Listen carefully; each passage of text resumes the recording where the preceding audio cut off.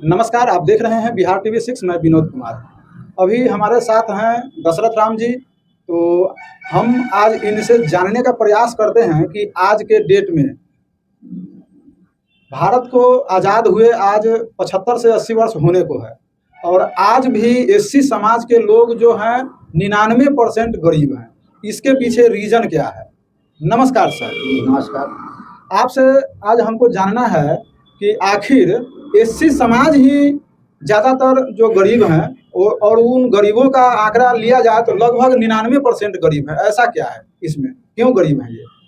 नमस्कार। और मैं आपके चैनल के माध्यम से आपके दर्शकों को भी क्रांतिकारी जय भीम जय भारत बोलना चाहता हूं और धन्यवाद देना चाहता हूं कि वो आपके इस चैनल को देख रहे हैं। आपके चैनल के माध्यम से हमारी बातों को, हमारी आवाज़ को जन जन तक पहुंचाएंगे, इसके लिए भी धन्यवाद देता हूं। देखिए, आपका जो सवाल है कि आज का अनुसूचित जाति सबसे ज़्यादा गरीब है क्यों, इसका मुख्य रीज़न है, उस पर मैं प्रकाश डालना चाहता हूँ। सबसे पहले तो मैं बताना चाह रहा हूँ कि भारत एक समय सोने की चिड़िया थी, जिस समय हमारा देश बुद्धिस्ट देश था। यहाँ पर बुद्धिज़्म था और समानता थी, यहाँ पर स्वतंत्रता थी, बंधुता थी। लेकिन जब भारत पर आर्य लोग आया, जो आज का ब्राह्मण है, ये लोग आया और ये आक्रांता हमारे देश को गुलाम बना लिया। वह सामाजिक रूप से, आर्थिक रूप से, राजनीतिक रूप से और सांस्कृतिक रूप से हमारे देश को गुलाम बना लिया। तो फिर इसमें गुलाम बना लिया देश को, तो सबको गरीब होना चाहिए, सिर्फ एससी कास्ट के लोग ही गरीब क्यों? हाँ, इसका भी एक रीजन है और बहुत मजबूत कारण है। उसका कारण ये है कि ये ब्राह्मण लोग तमाम भारत के मूल निवासियों को ये 4 वर्णों में बांट दिया।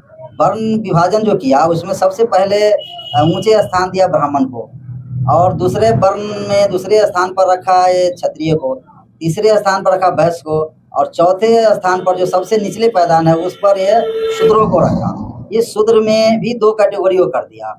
एक कर दिया सछूत शूद्र और एक अछूत शूद्र।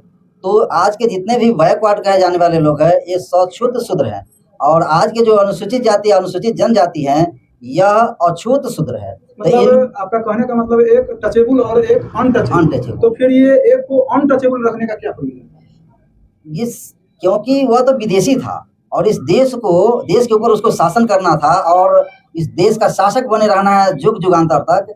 इसके लिए उन्होंने यहाँ के जनता को वर्ग में, जाति में बांट करके, वर्ण में बांट करके तहस नहस कर दिया, कमजोर कर दिया। अलग अलग टुकड़ा टुकड़ा में इसको बांट दिया, धर्म के नाम पर बांटा, धर्म के आधार पर बांटा, सामाजिक स्तर से इसको तोड़ तोड़ कर छोटा टुकड़ा बना दिया, और आपस में विभेद पैदा कर दिया कि एक दूसरे से जो है हमेशा जो है लड़ते रहे, एक दूसरे से जो है घृणा करते रहे, एक हो ही नहीं। जब एक नहीं होगा तो इसके अंदर न सामाजिक चेतना आएगी, और नहीं सामाजिक चेतना का विकास होगा तो ये लड़ नहीं पाएगा, और फिर ये गुलाम का गुलाम ही रहेगा। इसलिए उन्होंने ऐसा किया। यह उसकी एक सोची समझी साजिश है।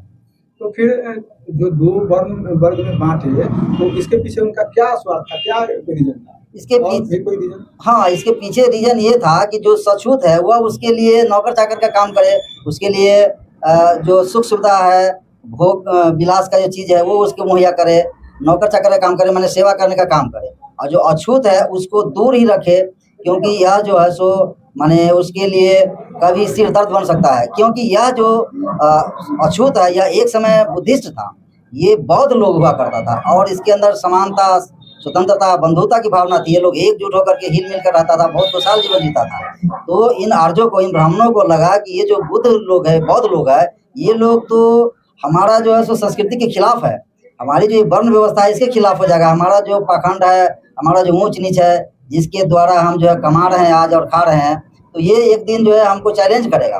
तो इसको इतना नीचा गिरा कर रखो कि इसको उठने में ही बहुत समय लगे, बल्कि ये उठ ही नहीं पाए कभी, और फिर हमारा जो है राज अबाध गति से चलता रहे। हमारा जो सामाजिक रूप से जो हम शोषण कर रहे हैं, और उसके शोषण से हम अपना जो है मालामाल होते जा रहे हैं, यह सिस्टम कभी नहीं टूटे। इसके लिए उन्होंने इन बुद्धिस्ट लोगों को बहुत नीचे गिरा कर रखा। तो फिर अंग्रेज जब यहाँ इस भारत देश में आए, तो अंग्रेज के आने के बाद सब लोगों को तो मतलब अधिकार मिलना चालू हो गया। बाबा साहब आए, जब संविधान का रचना किया गया तो सभी को एक समान करने में सहयोग किए हैं। तो फिर ऐसा क्यों हो रहा है? देखिए, अंग्रेज जब आया तो इस मानव के विभेदीकरण को जो देखा तो वो इससे विक्षिप्त हो गया और माने विचलित हो गया। वो सोचा कि भाई ये तो आदमी में भेद कर रखा है, ये तो बहुत ही माने अन्याय व्यवस्था है। ये ब्राह्मणवाद जो है इसके अंदर जो है न्यायिक चरित्र नहीं होता है। ये काम मानव का जो इज्जत मिलना चाहिए, अधिकार मिलना चाहिए, वो जो है नहीं दे रहा है, ये लोग नहीं दिया है। तो उसके खिलाफ उन्होंने कानून बनाया, इसके खिलाफ उसने बहुत प्रयास किया और इन लोगों को उठाने के लिए, जो आज अनुसूचित जाति है, इन लोग को उठाने के लिए अंग्रेज बहुत प्रयास किया और उसी का नतीजा है कि माने कुछ आंदोलन हुआ, कुछ शिक्षा का प्रचार प्रसार हुआ। तो जैसे फूले साहब हैं, ज्योतिराव फूले या माता सावित्री फूले, ये लोग पढ़ लिख सके या फिर इन अछूत जातियों में जाकर उन लोगों ने शिक्षा का प्रचार प्रसार किया, क्योंकि उन्होंने देखा कि शिक्षा ही एक ऐसा माध्यम है जिससे मनुष्य के विकास का द्वार खुल सकता है, वो आगे बढ़ सकता है, वो विकास कर सकता है, वो मानव के अंदर एक समानता ला सकता है। तो उन्होंने शिक्षा पर जोर दिया और उसके बाद बाबा साहब डॉक्टर भीमराव अम्बेडकर जैसे महामानव का प्रादुर्भाव हुआ। फिर उन्होंने इस मानव की जो बिगड़ी हालत है, इस स्थिति से उबारने के लिए अनुसूचित जातियों को, खास करके जितने भी शूद्र है उसको, और यहाँ तक कि जो सवर्ण है, बाकी 3 जो वर्ण है, ब्राह्मण क्षत्रिय वैश्य, इनके जो स्त्रियां हैं उसके जीवन को भी नरक से माने उठाने के लिए, निकालने के लिए और मानव का जीवन देने के लिए बाबा साहब ने प्रयास किया है और उन्होंने संविधान में ऐसा हक और अधिकार तो फिर लिखा। आज भी हमारे लोग इतने गरीब क्यों हैं? तो देखिए, कारण लागू है, फिर भी अनुसूचित जाति सबसे ज्यादा गरीब क्यों जी। है? आपका सवाल बहुत ही वाजिब है। इसका भी एक ठोस रीजन है। रीजन ये है कि ये ब्राह्मणवादी लोग धर्म का एक जाल फेंक दिया। तो धर्म के मकर जाल में हमारे समाज को वो पूरी तरह से फंसा चुका है और हमारा समाज इस चालाकी को नहीं समझ पा रहा है, जिसकी वजह से धर्म के अंधकार जाल में जो फंसा हुआ है और उसके द्वारा शोषण दोहन इसका जारी हो। तो बाबा साहब ने हमें संदेश दिया, हमें स्पष्ट माने संदेश दिया है कि ये जो हिंदू धर्म है यह गुलामी का धर्म है और गुलामी का मकर जाल है, इसको छोड़ दो और तुम इससे बाहर आओ और बुद्धिज्म अपनाओ, अपदीपो भव। उन्होंने ऐसा संदेश हमें दिया है। लेकिन आज भी हमारा समाज इस हिंदू धर्म को नहीं छोड़ रहा है और उसके कर्मकांड में, पाखंड में लिप्त है, जिसकी वजह से जो है यह 2 पैसा कमाता है और उस 2 पैसा को का ज़्यादा से ज़्यादा हिस्सा जो है धर्म पर ही खर्च कर देता है, पाखंड में ही खर्च कर देता है। वो सुख श्राद्ध उसी के नीति रीति पर चल कर करता है, ब्याह शादी भी उसी धर्म के बताए हुए पाखंड पर चल कर करता है। इसी समय उसका कमाई का ज़्यादा से ज़्यादा हिस्सा खर्च हो जा रहा है, यानी ब्राह्मण द्वारा चूस लिया जाता है, शोषण कर लिया जाता है। फिर इसके बाद बचत ही नहीं हो पाती है, तो बचत नहीं होगा तो फिर ये आगे विकास का काम क्या करेगा? इसीलिए अपने बच्चों को ना अच्छा शिक्षा दे पाता है और नहीं अच्छा संस्कार दे पाता है, ना अच्छा घर मकान बना पाता है। और जब पढ़ेगा लिखेगा ही नहीं तो उसको नौकरी कहाँ से मिलेगी या कोई बिजनेस व्यापार ही कैसे कर पाएगा?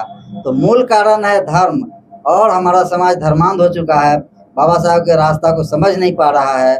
जिस दिन हमारा समाज बाबा साहब के बताए हुए रास्ते पर चल देगा उस दिन ये धर्म का अंत भी हो जाएगा और हमारा समाज उस दिन से विकास का कहानी लिखने लगेगा, फिर हमारा समाज विकास हो जाएगा। धन्यवाद सर।